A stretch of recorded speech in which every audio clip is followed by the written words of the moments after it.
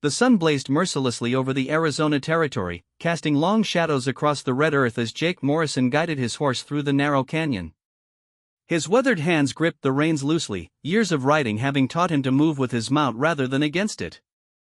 The leather of his chaps creaked softly with each step, and the brim of his hat cast a welcome shadow over eyes that had seen too much violence for a man of 28. Jake had been riding for 3 days straight, pushing both himself and his horse to their limits. Behind him, somewhere in the vast expanse of desert and stone, rode the Brennan gang. 5 men with blood on their hands and vengeance in their hearts, all because Jake had witnessed them rob the bank in Tombstone and had the misfortune of being recognized. The canyon walls rose high on either side, painted in layers of red, orange, and yellow stone that told stories older than any human memory. Jake's horse, a sturdy bay named Thunder, picked his way carefully along the rocky path. The animal's ears swiveled constantly, alert to any sound that might signal danger. As they rounded a bend, Jake spotted something that made him pull Thunder to a halt. In the distance, perhaps half a mile ahead, smoke rose in thin wisps from what appeared to be a small camp. His first instinct was to turn around, find another route. In this territory, strangers were rarely friendly, and, with the Brennan gang on his trail, the last thing he needed was more trouble. But Thunder was exhausted, his sides heaving with each breath. The horse needed water, rest, and grain if they were going to make it to the next town. Jake studied the smoke rising into the clear blue sky, weighing his options. The canyon walls were too steep to climb, and turning back meant riding straight into his pursuers. He urged Thunder forward, his hand resting on the grip of his Colt .45. As they drew closer, Jake could make out the camp more clearly. A small fire burned near a cluster of rocks that formed a natural shelter. Beside it sat 2 figures, and, even from a distance, Jake could tell they were young women. His heart sank as he recognized the distinctive clothing and markings. Apache. In this part of Arizona, that could mean death for a white man traveling alone. The Apache had good reason to hate his kind, after years of broken treaties, stolen land, and senseless violence. Jake had never been part of that violence himself, but his skin color made him guilty by association in many Apache eyes. As he drew nearer, the 2 young women looked up. They appeared to be sisters, perhaps 17 and 19 years old. Their long black hair was braided with small feathers and beads, and traditional tattoos marked their chins and cheeks in intricate patterns. They wore buckskin dresses decorated with porcupine quills and turquoise beads that caught the sunlight. Jake raised his hand in what he hoped was a universal gesture of peace. The older sister said something in Apache to her companion, never taking her dark eyes off Jake. Her hand moved to rest on a knife at her belt, but she made no aggressive move. "I mean you no harm," Jake called out, bringing Thunder to a stop about 20 yards from their fire. "My horse is tired, and I'm hoping you might spare some water." The sisters exchanged glances. The younger one, Jake noticed, bore more elaborate markings than her sister. Geometric patterns covered her forehead and extended down to her neck, and her dress was more ornately decorated. Perhaps she was of higher status, he thought. The older sister spoke in accented but clear English. "You are far from white man's towns, Cowboy. Why do you ride in sacred places?" Sacred places. Jake's heart raced as he realized he might have stumbled into some kind of ceremonial ground. "I'm running from bad men," he said honestly. "They want to kill me for something I saw them do. I didn't know this was sacred land. I'll leave if you want me to." The sisters talked quietly in their own language. Jake couldn't understand the words, but he caught the tone of disagreement. The younger sister seemed to be arguing for something the older one opposed. Finally, the older sister turned back to Jake. "My sister Ayana says the spirits brought you here for a reason. She says we should help you." The woman's expression remained stern. "I am Nayeli. I say white men bring nothing but trouble." Ayana stepped forward, her movements graceful despite the rough terrain. When she spoke, her English was more broken than her sister's, but her meaning was clear. "Bad men follow you, yes? How many?" "5, Jake answered. "Maybe 6. "They're killers, all of them." Nayeli's expression darkened. Then, they will not respect sacred ground. They will bring violence to this place. Before Jake could respond, the sound of hoofbeats echoed off the canyon walls. His blood ran cold as he recognized the rhythm. 5 horses, moving fast. The Brennan gang had found him. "Hide," Ayanna said urgently, pointing to a cluster of rocks near the fire. "We tell them you went different way." Jake hesitated. These young women were offering to lie to dangerous white men on his behalf. If they were caught in the deception, there was no telling what the Brennan gang might do to them. "I can't ask you to do that. They're dangerous men." "We no ask you," Nayeli said firmly. "Ayanna decides. She has the markings. She speaks for spirits in sacred places." Jake looked more closely at the younger sister's tattoos. Now he could see they weren't just decorative. The intricate patterns seemed to tell a story, and certain symbols were repeated in what looked like protective configurations. He had heard stories of Apache medicine women and spiritual leaders, though he had never expected to encounter one so young. The hoofbeats were getting closer. Ayanna gestured urgently toward the rocks, and Jake dismounted, leading Thunder behind the natural shelter. The sisters quickly scattered dirt over the extra hoofprints, working with practiced efficiency. From his hiding place, Jake watched as the Brennan gang rode into view. Tom Brennan led them, a big man with a thick red beard and small, cruel eyes. Behind him rode his brothers Pat and Mickey, along with a half-breed tracker called Snake and a gunfighter named Davis who was wanted in 3 territories. The riders pulled up near the Apache camp, their horses snorting and pawing the ground. Tom Brennan's eyes swept over the 2 young women with undisguised interest that made Jake's stomach turn. Well, Brennan said, dismounting. "What have we here?" "A couple of pretty little squaws all alone." Nayeli stood straight, showing no fear despite being outnumbered 5-2. "What you want here, white man?" "This sacred ground. You not welcome." Brennan laughed, a harsh sound that echoed off the canyon walls. "Sacred ground, is it? Well, we're looking for a man. White cowboy, riding alone. You seen anyone like that?" Ayanna spoke up, her voice calm despite the danger. "White man ride through this morning. Go that way." She pointed toward a side canyon that branched off to the east. Snake, the half-breed tracker, slid down from his horse and began examining the ground around the camp. His eyes, Jake noticed, were as cold and emotionless as his nickname suggested.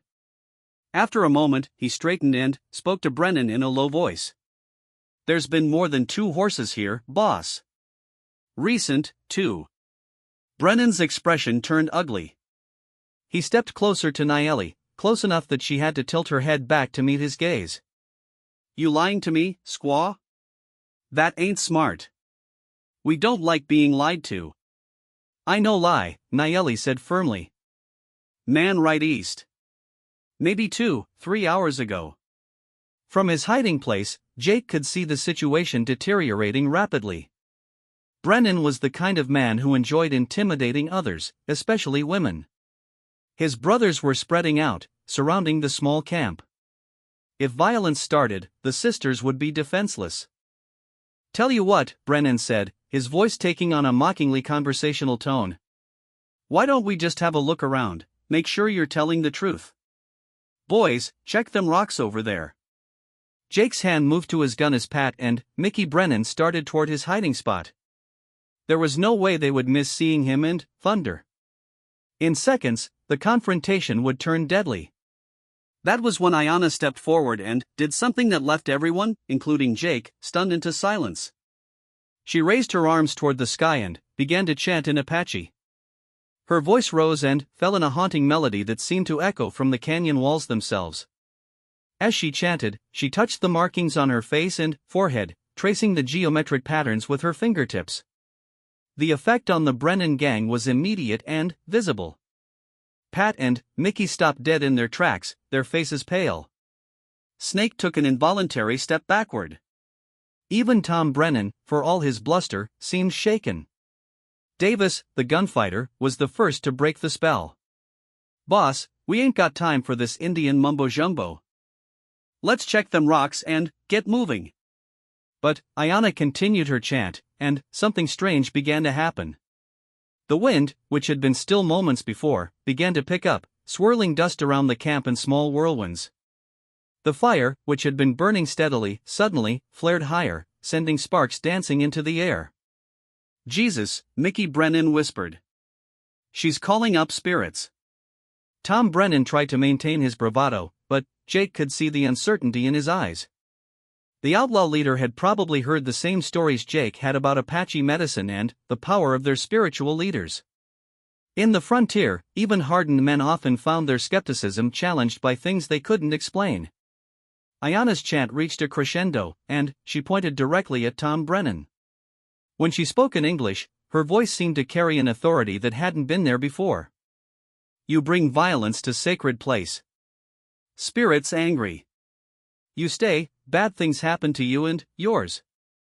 As if to punctuate her words, a hawk suddenly appeared overhead, circling the camp with harsh cries. In Apache culture, Jake knew hawks were often seen as messengers from the spirit world. The psychological effect was devastating. Snake was already backing toward his horse, his dark eyes wide with something that might have been fear. The Brennan brothers looked to their leader, clearly wanting to leave this place behind. But Tom Brennan was made of sterner stuff than his followers. His face flushed red with anger, and he took a threatening step toward Ayanna. I don't care about your spirits or your sacred ground, he snarled. We're looking for a man, and we're going to find him. Now stop this nonsense and tell us where he is, or I'll show you what real power looks like. He reached for his gun, and Jake knew he had run out of time. The confrontation was about to turn violent, and he couldn't let these young women suffer for helping him. That was when Ayanna did something even more unexpected.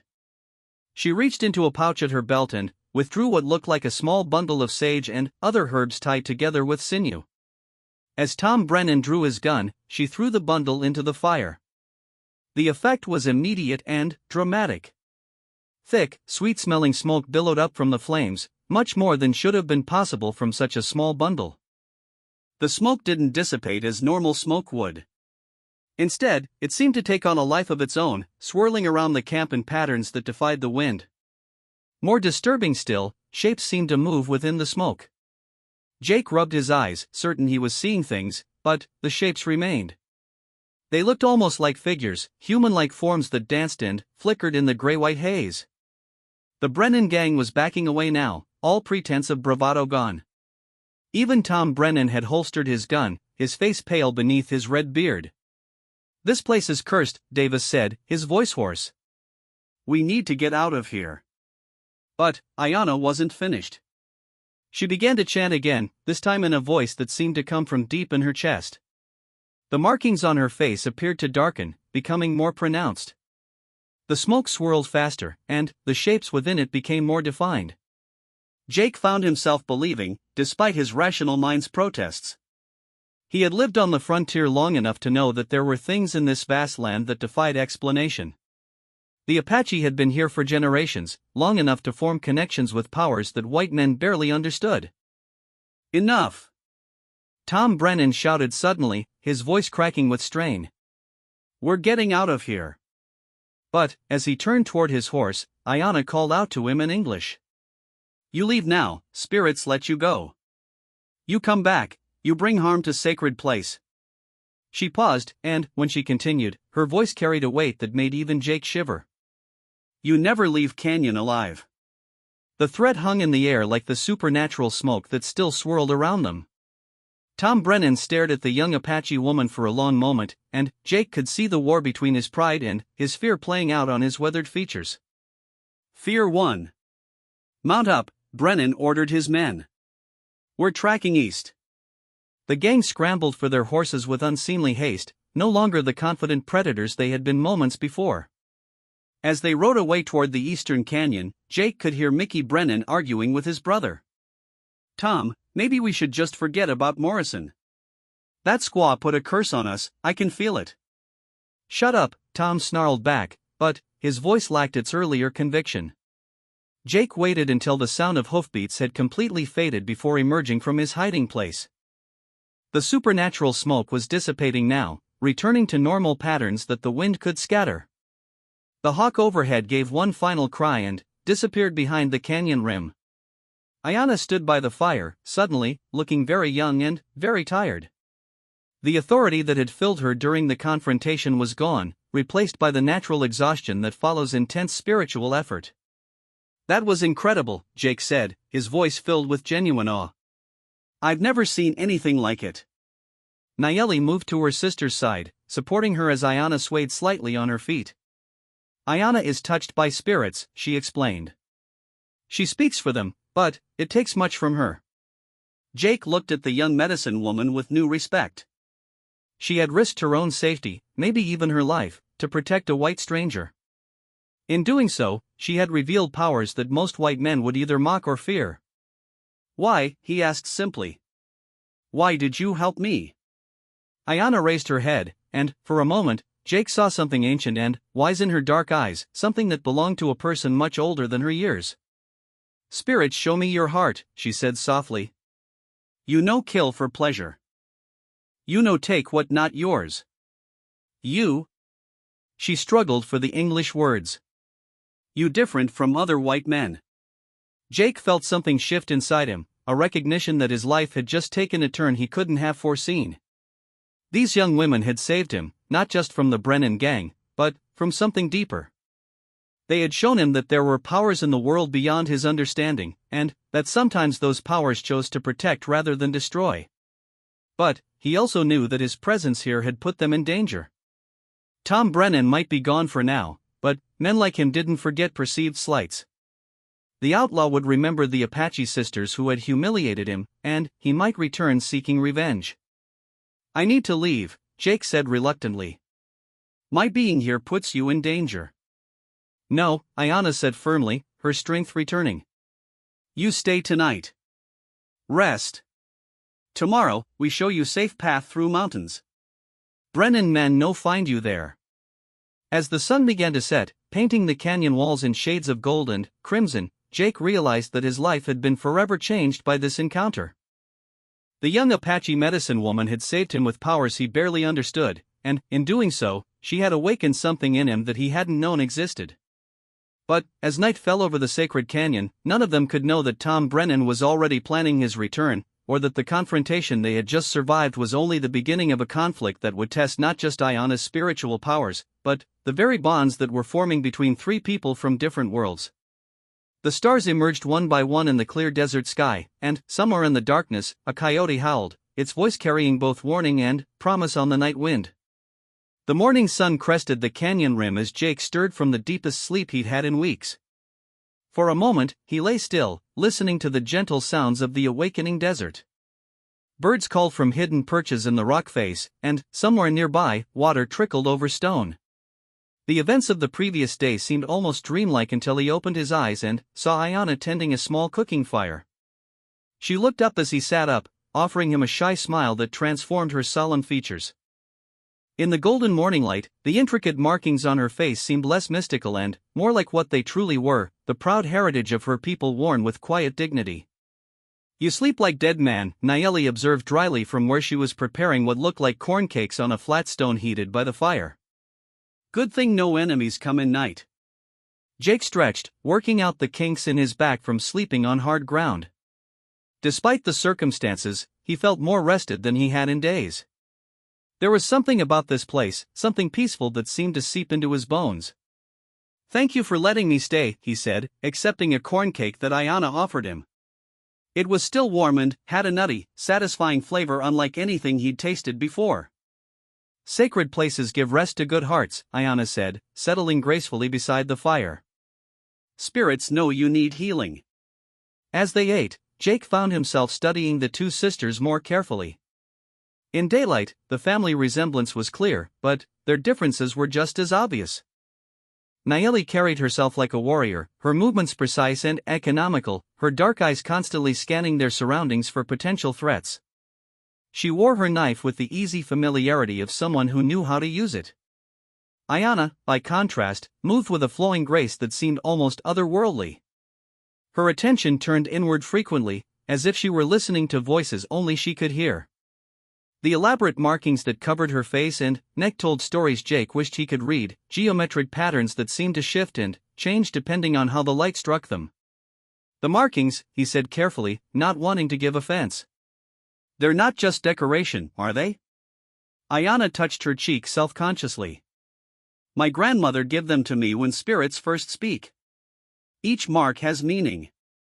Protection, wisdom, connection to those who come before." "She's been marked since she was 12 years old," Nayeli added with obvious pride. "Youngest in our tribe to receive the full markings. The elders say she has gift not seen in generations." Jake thought about what he had witnessed the day before, the way Ayana had seemed to command forces beyond the physical world. "The smoke, the wind, what you did to scare off Brennan and his men, how did you do that?" Ayana was quiet for a long moment, staring into the fire. When she spoke, her voice carried the weight of ancient knowledge.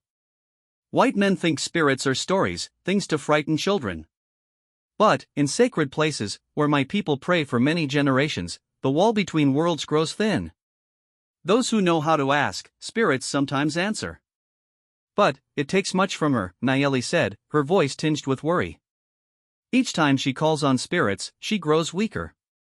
"Yesterday." She trailed off, but Jake could see the concern in her eyes. "I'm fine, sister," Ayana said firmly, though Jake noticed she looked paler in the morning light than she had the evening before. Their conversation was interrupted by a sound that made all three of them freeze. From somewhere in the distance came the echo of gunshots, 3 quick reports followed by shouting voices. Jake was on his feet instantly, his hand moving to his gun. That came from the eastern canyon, the direction Brennan went. More gunshots echoed off the canyon walls, and this time they could hear the voices more clearly. Angry shouts in English, punctuated by what sounded like Apache words. Nayeli's face had gone pale. "There are others of our people in that direction. A hunting party that left 3 days ago." Without a word, Ayana began moving toward the sound of gunfire. Jake caught her arm gently but firmly. "Wait. If that's Brennan and his men, you can't just walk into a gunfight." "My people may be dying," Ayana said, her dark eyes flashing with determination. "I cannot hide while others suffer." "Then, we go together," Jake said, already moving toward Thunder. "But, we go careful." The three of them made their way through the winding canyon passages, following the echoes of violence. Jake led Thunder on foot, knowing the sound of hoofbeats would give them away. The sisters moved like ghosts, their moccasins silent on the stone, reading signs in the terrain that Jake could barely see. As they drew closer, the sounds became clearer and more disturbing. There were definitely 2 groups fighting, and, from the sound of things, one side was badly outgunned. They reached a point where the canyon opened into a wider area, and Jake signaled for them to take cover behind a cluster of boulders. Carefully, he peered around the rock to assess the situation. What he saw made his blood run cold. In the center of the clearing, 3 Apache warriors were pinned down behind inadequate cover, surrounded by Tom Brennan and his gang. One of the warriors was clearly wounded, dark stains spreading across his buckskin shirt. The outlaws were taking their time, enjoying the hunt. Like shooting fish in a barrel, Jake heard Pat Brennan laugh. But it was what he saw next that made Jake's jaw clench with fury. Off to one side, partially hidden by rocks, were 2 more figures. Apache women, probably wives or sisters of the trapped warriors. Brennan had positioned Snake and Davis to keep them from escaping while he and his brothers dealt with the men. "Cowards," Jake muttered, recognizing the classic tactic of attacking the innocent to break the spirit of those who would defend them. Beside him, Ayana had seen the same thing. Her face was a mask of controlled fury, and the markings on her skin seemed to darken with her emotional state. "Those are my people," she whispered. "The wounded one is Dakota, son of our war chief. The women are his wife and sister." Jake counted the odds quickly. 5 outlaws against 3 wounded warriors and 2 women. Even with his help, it would be a difficult fight. But, as he watched Tom Brennan signal his brothers to close in for the kill, Jake knew there was no choice. "I'm going down there," he said quietly. "Stay here and keep safe." "No." Ayana's voice was firm. "We go together," or spirits will not protect you. She's right, Nayeli added, checking her knife. In sacred places, those who fight with pure hearts have protection. But only if we stay together. Jake wanted to argue, but there was no time. Below them, the outlaws were moving in for the final assault. He could see Tom Brennan's cruel smile as the outlaw leader prepared to finish off the trapped Apache warriors. "All right," Jake said. "But promise me, if things go bad, you'll run. Get away and warn your people." Neither sister answered, and Jake realized that asking Apache warriors to abandon their people was like asking the sun not to rise. Moving as quietly as they could, the three of them worked their way down into the canyon. Jake's plan was simple: get close enough to even the odds with his rifle, then trust to luck and the sisters' spiritual protection. They had almost reached a good position when disaster struck. A loose rock, dislodged by Thunder's hoof, clattered down the canyon wall. The sound wasn't loud, but, in the tension of the moment, it might as well have been a cannon shot. Snake's head snapped around, his tracker's instincts alerting him to the new presence. His eyes met Jake's across the canyon, and his weathered face split into a predatory grin. "Boss," he called out. "We got company." The effect was immediate and chaotic. The outlaws spun toward Jake's position while the trapped Apache warriors seized the moment of distraction to return fire. Suddenly, the canyon erupted in gunfire from multiple directions. Jake took cover behind a boulder and began returning fire with his rifle. His first shot took Davis in the shoulder, spinning the gunfighter around. His second shot went wide as Pat Brennan's bullet chipped rock inches from his head. To his amazement, the sisters didn't cower behind cover as he had expected. Instead, Ayanna stepped into the open and began the same haunting chant she had used the day before. This time, however, there was an urgency to it, a desperate edge that spoke of life and death. The effect was even more dramatic than it had been in their camp. The wind rose instantly, swirling dust and debris through the canyon. But, more than that, Jake could swear he saw shapes moving in the whirlwind, translucent figures that seemed to dart between the combatants. One of these figures passed directly through Mickey Brennan just as he was taking aim at one of the Apache warriors.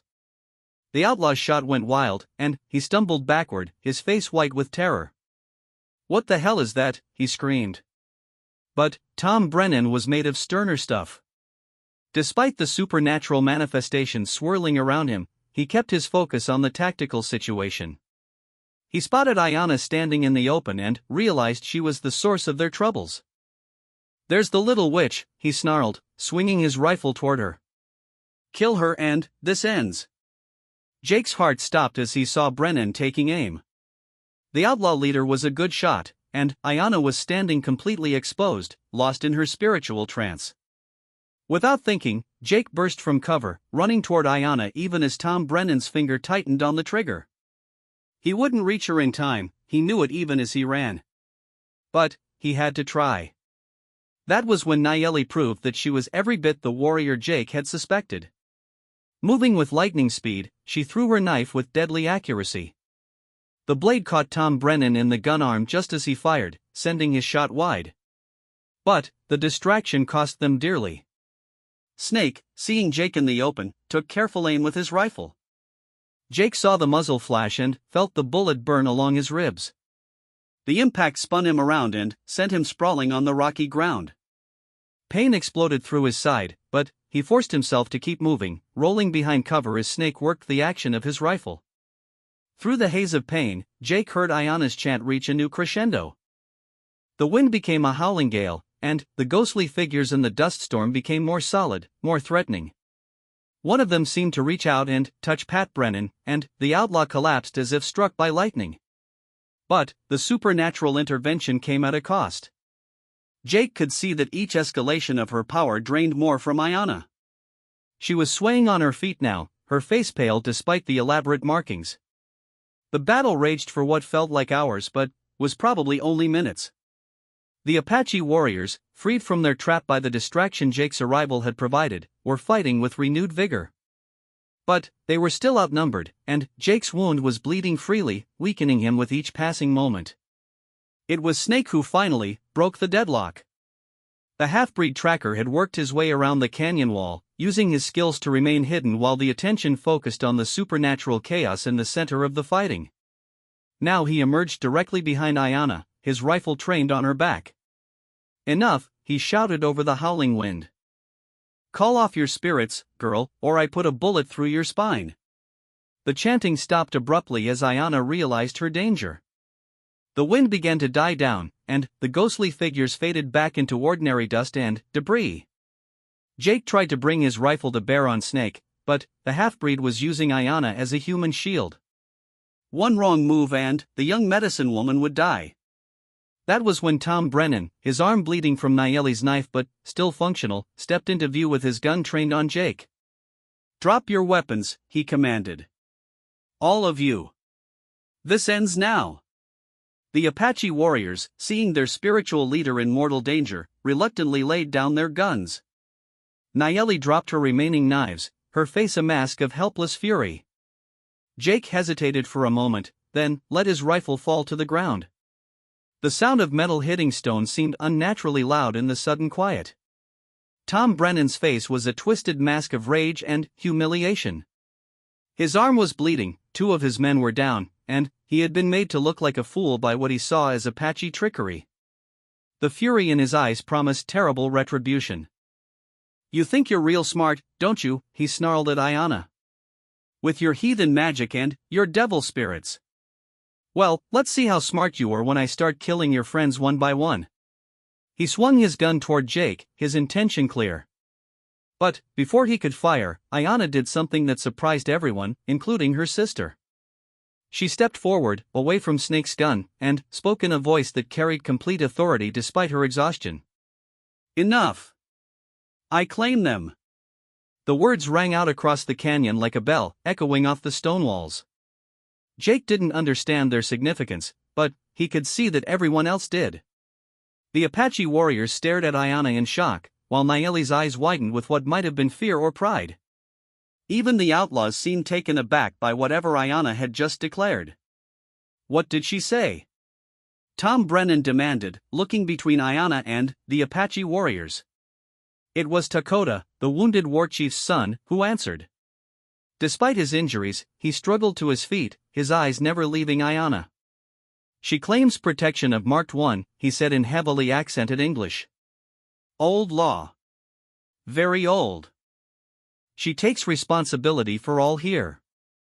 Her power protects, but if harm comes to those she claims." He trailed off, but his meaning was clear. Tom Brennan laughed harshly. "More Indian superstition. I don't care about your old laws." But Jake could see that some of the outlaws did care. They had witnessed Ayanna's power firsthand, had seen their bullets go astray and their men fall to forces they couldn't understand. Mickey Brennan was backing away, his face pale with fear. "Tom, maybe we should just take what we can and get out of here," he said nervously. "This place ain't natural." "Shut up." Tom snarled, but Jake could see cracks forming in his authority. The supernatural events had shaken his men's confidence in their leader's ability to protect them. Snake, however, remained focused on the practical situation. "Boss, we still got the girl. Spirit powers or not, she bleeds like anyone else."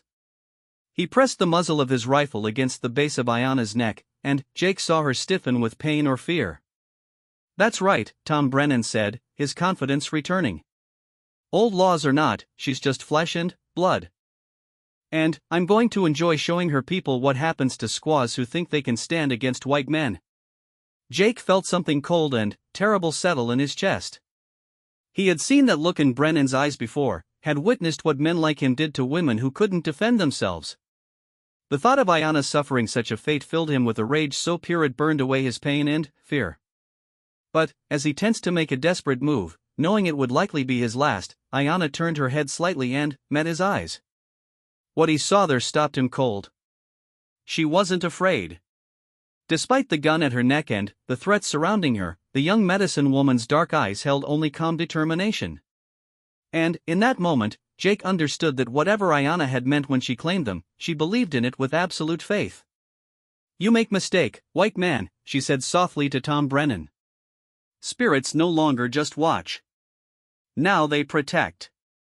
You harm those I claim, you face power you cannot understand.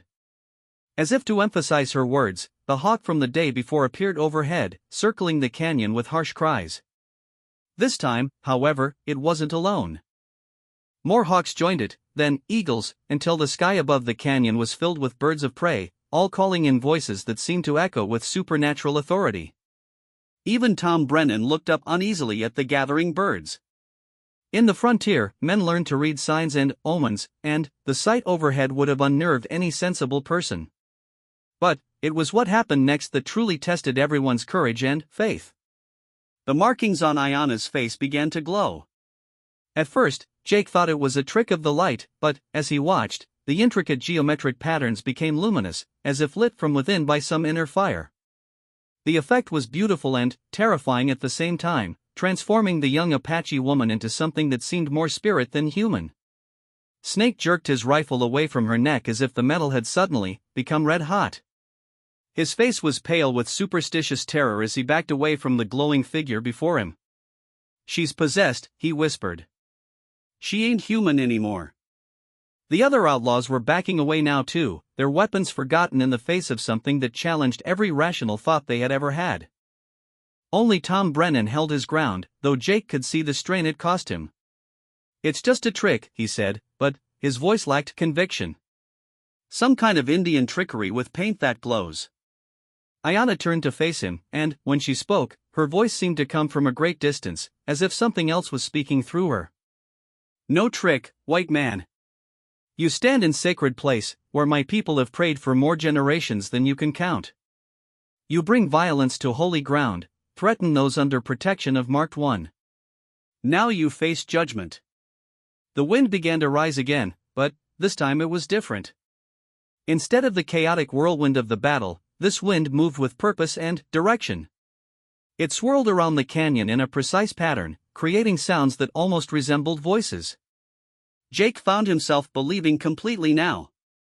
Whatever was happening here was beyond anything in his experience, beyond the realm of tricks or rational explanation. The young Apache woman had somehow called upon forces that existed beyond the physical world, and those forces had answered. The outlaws were in full retreat now, scrambling for their horses with panic-driven haste. Even Snake, for all his experience and cynicism, was fleeing from something he couldn't understand or fight. But Tom Brennan, perhaps driven by pride or stupidity or simple inability to accept what his eyes were showing him, made one last desperate play. As his men fled, he raised his gun toward Jake, perhaps thinking to kill at least one of his enemies before retreating. "If I can't have Morrison, then nobody can," he snarled. But, as his finger tightened on the trigger, something extraordinary happened. The glowing markings on Ayana's face flared brighter, and Jake felt a sensation like a warm hand pushing him aside. Tom Brennan's shot, which should have taken Jake's center mass, went wide by several feet. More than that, the bullet seemed to curve in flight, as if deflected by some invisible force. It struck the canyon wall harmlessly, sending up a shower of rock chips. Tom Brennan stared at his gun in disbelief, then at Ayana, whose markings were now glowing so brightly they hurt to look at directly. "Impossible," he whispered. "Nothing impossible for those who truly believe," Ayana replied, and now Jake could hear other voices speaking with her, the voices of generations of Apache spiritual leaders lending their power to their young successor. That broke Tom Brennan's nerve at last. With a curse that echoed off the canyon walls, he turned and ran for his horse, spurring the animal mercilessly as he fled the sacred ground that had become the scene of his humiliation. As the sound of hoofbeats faded into the distance, the supernatural phenomena began to subside. The wind died down, the birds of prey dispersed, and the markings on Ayana's face gradually returned to their normal appearance. But the young medicine woman swayed on her feet, the tremendous effort of channeling such power having drained her reserves completely. Jake caught her as she collapsed, supporting her weight as Nayeli rushed to her sister's side. "Is she all right?" Jake asked, alarmed by how pale and fragile Ayana looked. "She will recover," Nayeli said, though her voice was tight with worry. "But she has given much. Such power cannot be called upon without cost." As Jake held the unconscious medicine woman, feeling her shallow breathing against his chest, he realized that his life had been changed forever. Not just by the supernatural events he had witnessed, but by the courage and sacrifice of the young woman who had risked everything to protect him and her people. The markings that covered Ayana's face had protected them all, just as she had promised. But Jake was beginning to understand that the real protection hadn't come from ancient spirits or mystical powers.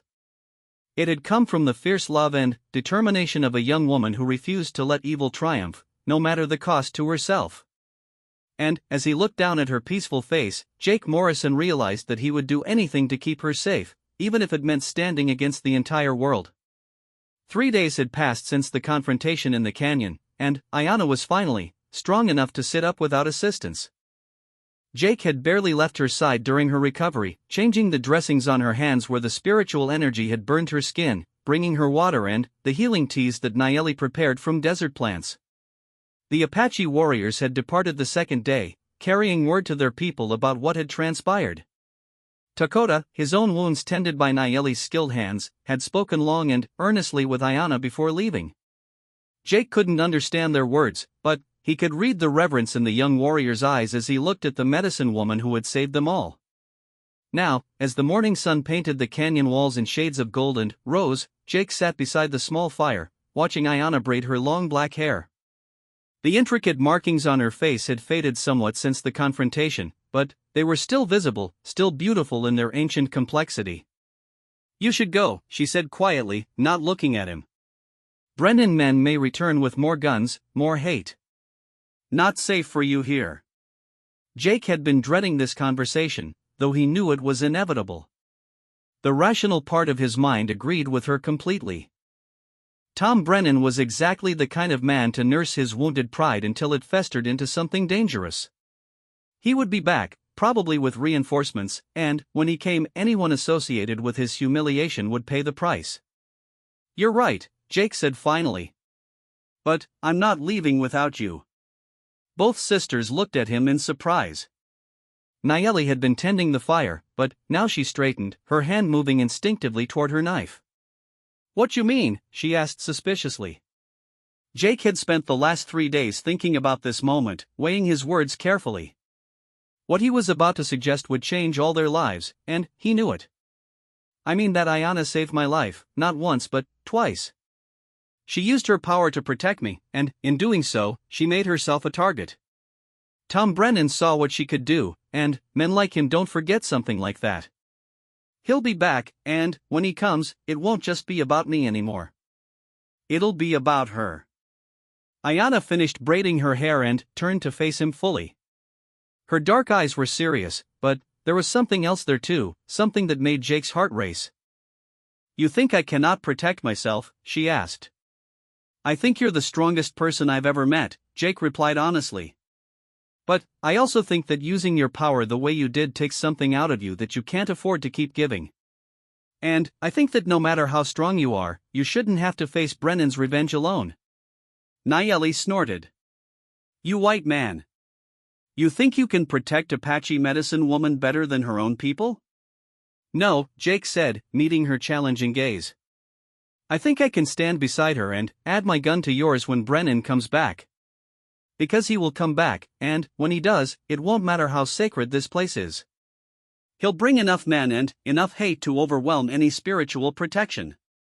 The sisters exchanged a look, and Jake could see them having one of those silent conversations that came from growing up together. Finally, Ayana spoke. "Where would we go? This canyon, these sacred places, they are our home. Our people are here." "North," Jake said. "Up to Colorado territory. I know people there, good people who judge a person by their character, not the color of their skin. There's a town called Sanctuary, and it lives up to its name. The sheriff there is a man named Ben Collins, fought beside Apache scouts in the war. He'd give you both a fair chance." "And leave our people behind?" Nayeli's voice was sharp with anger. "Leave the sacred places where spirits speak? You ask too much." Jake looked at Ayana, seeing the conflict in her eyes. She was torn between her duty to her people and the practical reality of her situation. By claiming protection over him and the Apache warriors, she had marked herself as a powerful medicine woman. That power would attract attention, not all of it welcome. Your people will survive, Jake said gently. They survived before you received your markings, and they'll survive after. But, if Brennan comes back with 20 men and no respect for sacred ground, how many will die protecting you? How many Apache lives is your presence here worth? It was a harsh question, but a necessary one. Jake could see that it struck home, because Ayana's face paled with the weight of responsibility she carried. He speaks truth, sister, Nayeli said reluctantly. Already, word spreads of what you did. Other white men will come, some seeking power, others seeking to destroy what they fear. Our people will suffer for your gift. Ayana was quiet for a long time, staring into the fire as if seeking answers in the dancing flames. When she finally spoke, her voice was barely above a whisper. The spirits have been showing me dreams. Visions of a great change coming to all our people. The old ways will not be enough to survive what is coming. Perhaps. She trailed off, then looked directly at Jake. Perhaps they brought you here to show me a new path. Before Jake could respond, a sound echoed through the canyon that made all three of them freeze. Hoofbeats, many of them, approaching from the eastern passage. Jake was on his feet instantly, his hand on his gun. How many horses? Nayeli tilted her head, listening with the acute hearing of someone raised in the wilderness. 10, maybe 12. Moving careful, like they scout. Brennan, Jake said grimly. He's back, and he brought friends. But, as the riders came into view, Jake realized he was wrong. These weren't white outlaws. The horsemen approaching their camp were Apache, but not from the local band. These were warriors from another tribe, their horses and weapons marking them as men who had traveled far. The leader of the group dismounted and approached their fire with the dignity of a chief. He was an older man, perhaps 50, with silver threads in his long black hair and scars on his face that spoke of many battles. When he spoke, it was in Apache, but Jake could read the respect in his posture as he addressed Ayana. She rose to meet him, and Jake was struck by how young she looked next to the weathered war chief. Yet when she spoke, there was an authority in her voice that the older man clearly recognized. Their conversation went on for several minutes, with Nayeli occasionally adding comments. Jake couldn't understand the words, but he could read the body language. This was a negotiation of some kind, and it was serious. Finally, Ayana turned to Jake, her face troubled. This is Chief Manolito, from the Dine people far to the north. He brings news of great importance. The chief spoke again, and this time Ayana translated for Jake. He says white soldiers are gathering in great numbers. They plan to move all Apache and Navajo people to reservations far from our homelands. Those who resist will be hunted down and killed. The time of free bands living in the old way is ending. Jake felt his heart sink. He had heard rumors of such government policies, but he had hoped they were just talk. If Chief Manolito was right, then the world Ayana had grown up in was about to disappear forever. What does he want? Jake asked. Ayana listened to another exchange, then turned back to him. He has heard stories of the marked one who can call spirits to fight white men. He wants me to come north with him, to use my power to help our people resist the soldiers. Jake looked at the Apache war chief, seeing the desperate hope in the man's weathered features. Manolito was facing the end of his people's way of life, and he was grasping at anything that might offer salvation. And if you don't go? Jake asked quietly. Then, our people face the soldiers with only guns and horses. Many will die, and, in the end, they will still be forced onto reservations or killed. Jake realized that the choice he had been asking Ayana to make was about to be made for her. Whether she went north to fight alongside Chief Manolito or fled to Colorado with him, she could not stay in this sacred canyon. The world was changing too fast, and the old certainties were crumbling. But, before anyone could respond to the chief's request, another sound echoed through the canyon. This time, Jake recognized it immediately. Gunshots, sharp and rapid, coming from the direction of the Apache village. Chief Manolito was on his horse instantly, his warriors following suit. Whatever conversation they had been having was forgotten in the face of immediate danger to their people. "Brennan," Jake said, his blood running cold. "He didn't come here first. He went to the village." Ayana's face went white with horror. "My grandmother. The children." Without another word, she was moving toward her horse, a small paint mare that had been grazing nearby. Jake caught her arm gently. "Wait. If we ride in there without knowing what we're facing, we'll just get ourselves killed." "My people need me," Ayana said fiercely, trying to pull away. "And they'll need you alive, not dead," Jake replied. "Give me 2 minutes to think." The gunfire was sporadic now, suggesting either that the fight was over or that it had settled into a siege situation.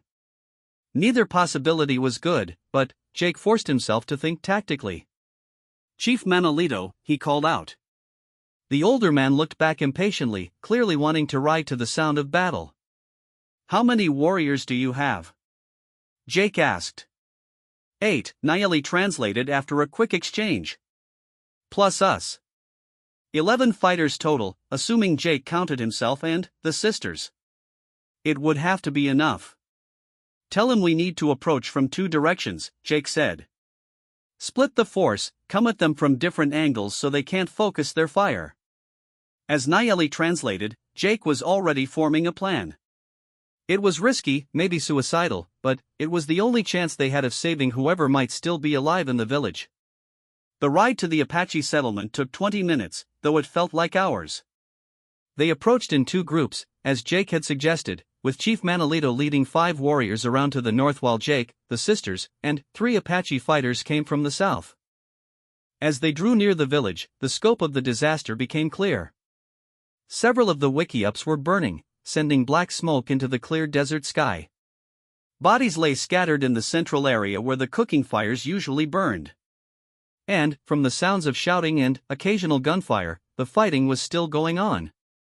Jake counted at least 15 horses with white men's saddles, confirming his worst fears. Brennan hadn't just brought his original gang back. He had recruited more men, probably offering them a share of whatever plunder they could take from the Apache settlement. "Too many," Nayeli whispered, voicing what they were all thinking. Jake studied the layout of the village, looking for advantages. The wickiups were arranged in a rough circle around the central fire pit, with the surrounding desert offering little cover for attackers. But that same open ground would work against Brennan's men if they tried to retreat. "Where are your people?" Jake asked Ayana quietly. She pointed toward a cluster of larger structures on the far side of the village. "The women and children would go there. It's the strongest building, and there's a hidden passage that leads to caves in the rocks behind." Jake nodded. That explained why the gunfire was intermittent. Brennan's men were probably trying to force their way into the refuge, while the Apache were fighting a desperate delaying action. "Here's what we do," Jake said, his voice low but carrying to all the warriors around him. "When Chief Manolito attacks from the north, it'll draw their attention. We hit them from this side, try to break through to the people trapped in the buildings." It wasn't much of a plan, but it was all they had. Jake checked his rifle and pistol, making sure both weapons were loaded and ready. Beside him, Ayana was checking her own weapons, a knife and a small bow that looked deceptively simple. "You don't have to do this," Jake said to her. "You could wait here, let us handle the fighting." Ayana's dark eyes flashed with determination. "My people. My responsibility." Before Jake could argue further, the sound of war cries erupted from the north side of the village. Chief Manolito had begun his attack. The effect was immediate.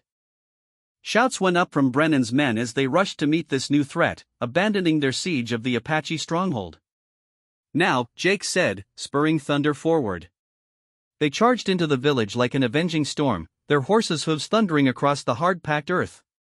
Jake's rifle barked as he took down one of Brennan's men who was turning to face them.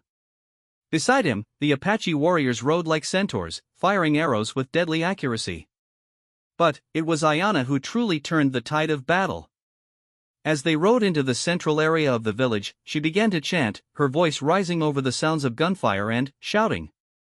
Jake felt the now familiar tingle in the air that preceded her spiritual manifestations. This time, however, the effect was different than before. Instead of wind and ghostly figures, the very earth seemed to respond to her call. The ground beneath the outlaws' feet began to shake and tremble, throwing off their aim and sending several of them sprawling. "Earthquake," one of Brennan's men screamed, his voice cracking with terror. But Jake knew it wasn't a natural earthquake. The trembling was localized, affecting only the ground where the outlaws stood while leaving the Apache fighters untouched. It was Ayana's power, channeled through the sacred earth of her people's homeland. The psychological effect was devastating.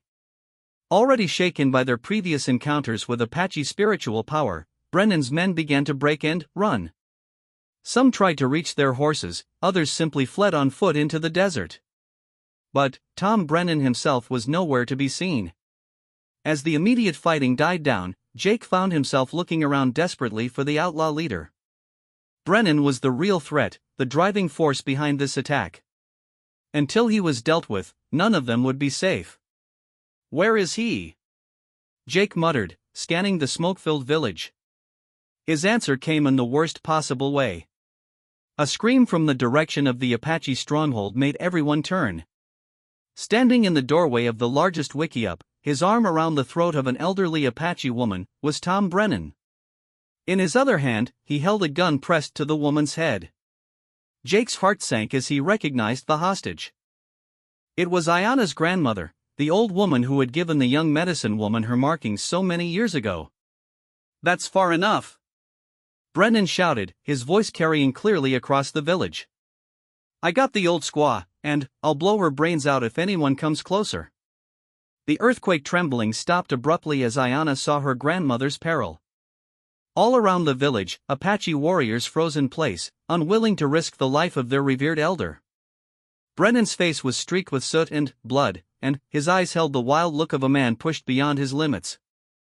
The repeated humiliations he had suffered at Apache hands had driven him past the point of rational thought. "You think you're real smart with your devil magic," he called out to Ayana. "But your spirits can't stop a bullet, can they? Not when it's pointed at something you care about." Jake could see Ayana trembling, not with spiritual power but with helpless rage. The markings on her face were beginning to darken again, but Brennan pressed his gun harder against her grandmother's head. "None of that," he snarled. "I see those marks starting to glow, and the old woman dies." It was a perfect trap, and Brennan knew it. Any use of Ayana's spiritual power would result in her grandmother's death, but without that power, they had no way to safely rescue the old woman from a desperate man with nothing left to lose. Jake studied the situation, his mind racing. Brennan was using the wickiup's doorway as cover, keeping most of his body protected while exposing only enough to make his threats.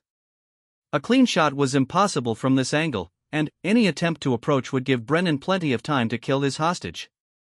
But, as Jake watched, he noticed something that gave him a glimmer of hope. Behind Brennan, barely visible in the shadows of the wickiup, something was moving. Someone was still inside the building, someone Brennan didn't know about. Jake caught Ayana's eye and nodded slightly toward the building. She followed his gaze and her eyes widened as she saw what he had seen. Then, very carefully, she began to position herself where she could distract Brennan's attention. "You want me," she called out to the outlaw leader. "I'm the one who shamed you, who made your men run. Let my grandmother go, and you can have me." Brennan's eyes lit up with cruel satisfaction. "That's right, you little witch. You're the one I really want. But I ain't letting the old woman go until you're right here where I can put a bullet in you myself." "Then, we have a problem," Ayana said, taking a step forward. "Because I won't come closer while you threaten my grandmother." Jake used Ayana's distraction to work his way around the side of the village, trying to get a better angle on the wickiup. If whoever was inside the building could create a moment's distraction, he might be able to take the shot. The standoff stretched on, tension mounting with each passing second. Jake could see other Apache emerging from hiding places around the village, but none of them dared make a move while Brennan held their elder hostage. That was when the unexpected happened. From inside the wickiup came a sound that made everyone freeze. It was singing an ancient Apache song performed in a quavering but determined voice. Jake realized that Ayana's grandmother was singing her death song, the traditional chant that Apache warriors sang when they knew they were about to die. The effect on everyone present was profound. The Apache warriors straightened with pride and grief, understanding that their elder was prepared to sacrifice herself for her people. Even some of Brennan's remaining men looked uncomfortable, sensing they were witnessing something sacred. But the song did more than inspire courage. As the old woman sang, Jake could see Ayana beginning to change. The markings on her face were darkening again, but this time Brennan couldn't stop her. The old woman's death song had given her granddaughter permission to use her power, regardless of the consequences. Brennan sensed the change too. "I said none of that," he screamed, pressing his gun harder against the old woman's head. "Stop that singing." But the elderly Apache woman continued her song, her voice growing stronger rather than weaker. And, as she sang, Jake saw his chance. The figure he had glimpsed in the shadows of the wickiup was moving closer to Brennan. It was a child, a boy perhaps 10 years old, armed with nothing but a small knife. The boy was trying to work his way behind Brennan, to help his elder even though he was clearly terrified. Jake realized he had only seconds before the boy's movement would give him away. Taking careful aim, he waited for the moment when Brennan would be most distracted. It came when the old woman reached the climax of her death song. Her voice rose in a piercing note that seemed to echo off the canyon walls, and, for just an instant, Brennan turned his head to look at her face. In that instant, the boy struck, driving his small knife into Brennan's leg. The outlaw leader screamed in pain and surprise, his gun swinging away from the old woman's head as he tried to deal with this unexpected attack. Jake took his shot. The bullet caught Tom Brennan's center mass, spinning him around and away from his hostage. He collapsed in the doorway of the wickiup, his gun falling from nerveless fingers. But even as he fell, Jake could see the wounded outlaw reaching for a backup pistol tucked into his belt. Brennan might be dying, but he had enough left in him for one last act of spite. That was when Ayana's power exploded outward with the force of a thunderclap. The air around Tom Brennan seemed to shimmer and distort, and Jake could swear he saw ghostly figures materializing around the dying outlaw. They looked like Apache warriors from ages past, their translucent forms radiating anger and judgment. Brennan saw them too. His eyes went wide with terror as the spirits closed in around him, and his last act was not one of violence but of screaming fear. When the spirits faded, Tom Brennan was dead, his face frozen in an expression of absolute terror. The village fell silent except for the crackling of burning wickiups and the gentle voice of the old woman, who had finished her death song and was now speaking softly to her grandson who had saved her.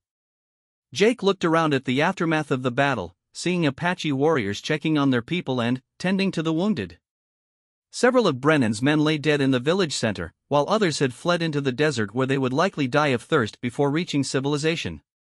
But it was Ayana who drew his attention. She was kneeling beside her grandmother, the old woman's weathered hands cupping her face as they spoke in rapid Apache.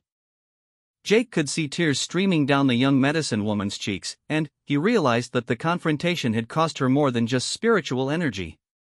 Nayeli appeared at Jake's side, her own face streaked with soot and tears. "Is she all right?" Jake asked. "Grandmother says this is her last fight," Nayeli replied quietly. "The power she used today, it was too much. She says the spirits are calling her to join them." Jake felt a cold weight settle in his chest. After everything they had been through, after all the courage and sacrifice, was Ayana going to die anyway? But, as he watched, the young medicine woman rose to her feet and turned to face the assembled Apache. When she spoke, her voice carried clearly across the village. Jake couldn't understand her words, but he could see their effect on her people. Some nodded with sad understanding, others protested, but all of them listened with the respect due to a spiritual leader. "What is she saying?"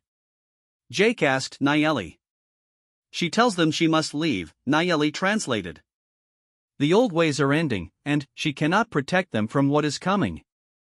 She says she will go north with Chief Manolito to help our people find a new path." Jake felt his heart break a little. After all his talk of Colorado and sanctuary, Ayanna was choosing duty to her people over personal safety. He couldn't blame her for the choice, but it hurt nonetheless. But then, Ayanna turned to look at him, and Jake saw something in her eyes that gave him hope. "Jake Morrison," she said, speaking English now so everyone could understand. "You saved my grandmother. You fought beside my people when you could have run. The spirits say you are welcome among us if you choose to stay." Jake looked around at the Apache faces surrounding him, seeing acceptance where he had expected suspicion. These people had just watched him risk his life to save their elder, and, in doing so, he had earned a place among them. But, more than that, he was being offered the chance to stay with Ayanna, to be part of whatever new path she was forging for her people.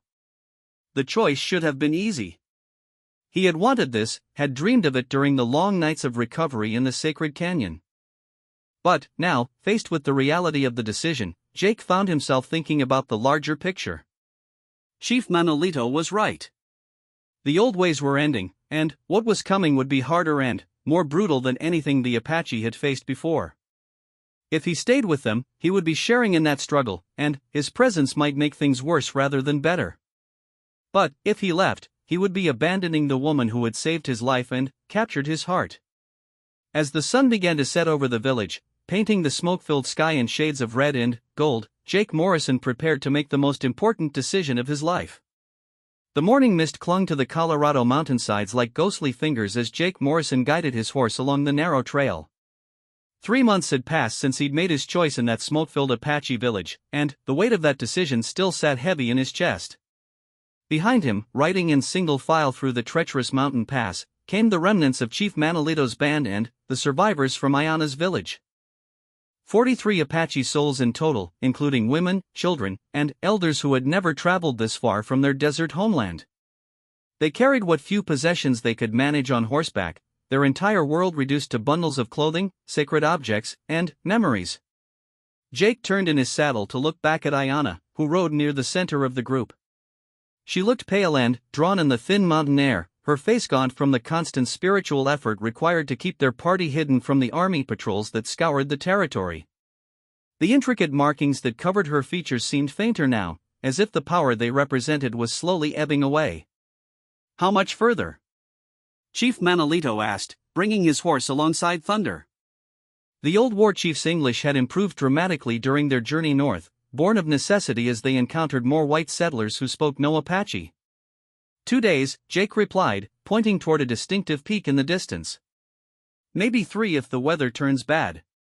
Once we cross that ridge, we'll be in Sanctuary's valley." Sanctuary. Even the name felt like a promise after the hardships they had endured. The town that Sheriff Ben Collins had built was more than just another frontier settlement. It was a place where former soldiers, Indian scouts, and anyone else seeking a new start could find refuge from their past. The journey from Arizona had taken them 3 months, following old game trails and forgotten mountain passes to avoid the army columns that were systematically rounding up Apache bands. They had been forced to travel mostly at night, hiding during the day in caves and dense forest where Ayanna's spiritual protection could keep them concealed from both soldiers and bounty hunters. It hadn't been easy. They had lost 2 elders to the harsh mountain weather, and several children had fallen seriously ill. Food had been scarce, forcing them to rely on Jake's hunting skills and the Apache women's knowledge of edible plants. More than once, they had come within hours of discovery by army patrols. But Ayanna's power had seen them through. Night after night, she had called upon the spirits to hide their passage, to turn aside the searches of their pursuers. Each use of her abilities left her weaker, but she never complained, never suggested they should give up or turn back. As they climbed higher into the mountains, Jake found himself thinking about the choice he had made in the village. When Ayanna had offered him a place among her people, he had seen the hope in her dark eyes. But he had also seen the practical reality of their situation. "I can't stay," he had told her as the survivors of the battle gathered around the council fire that night. "Not because I don't want to, but because my being here will make things harder for all of you." Chief Manolito had protested, as had many of the Apache warriors who had seen Jake fight beside them. But Ayanna had understood immediately. "White man with Apache brings soldiers faster," she had said, her English still broken despite their time together. Jake Morrison smart. He think of people, not just heart. But, that doesn't mean I have to abandon you completely, Jake had continued. I know a place where we could all go. All of us. A town where the color of your skin matters less than the content of your character. That had been the beginning of their plan. Instead of Chief Manolito's original idea of a hopeless war against the U.S. Army, they would attempt something much more difficult, disappearing entirely. Finding a place where Apache families could live in peace, integrating slowly into a community that would accept them. The plan had seemed impossibly optimistic back in the Arizona desert. Now, as they approached the final stage of their journey, Jake wondered if he had promised them more than he could deliver. Jake! Nayeli's voice drew him from his brooding thoughts. She had ridden up beside him, her expression troubled. Sister grows weak. This morning, I find blood on her blankets. Jake's heart clenched with worry.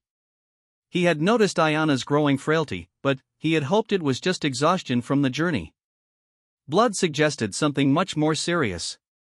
What kind of blood? He asked, trying to keep his voice level. From her nose, her mouth. And? Nayeli hesitated, then continued reluctantly. Her markings, they change. Some fade, others grow darker. Grandmother used to tell stories of medicine women who gave too much to spirits. When that happens... She didn't finish the sentence, but Jake understood. The spiritual power that had saved them all was burning Ayana up from the inside, consuming her life force with each manifestation. Can anything be done to help her? Jake asked desperately. Maybe. In sacred places, with other medicine women, with rest and healing ceremonies. But, here. Nayeli gestured at the barren mountain landscape around them. Here, she fades a little more each day. Jake looked back at Ayana again, seeing her with new eyes. She was dying,